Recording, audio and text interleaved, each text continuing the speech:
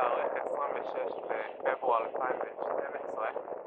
אני נמצא כרגע בנקודה האחרונה של המסלול פה בניו זילנד.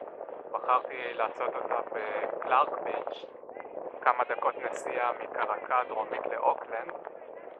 מקום מאוד מבודד, בטח אף אחד מהתיירים לא חשב להגיע לכאן.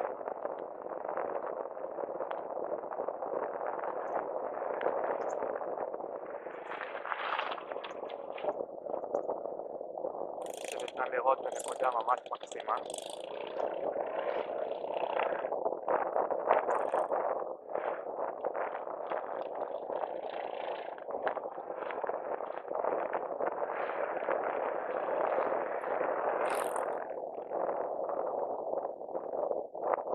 רק הדרך לסיים פה את המסלול.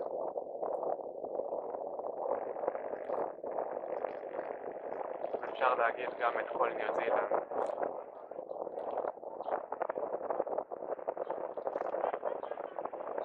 עד הפעם הבאה, נקווה.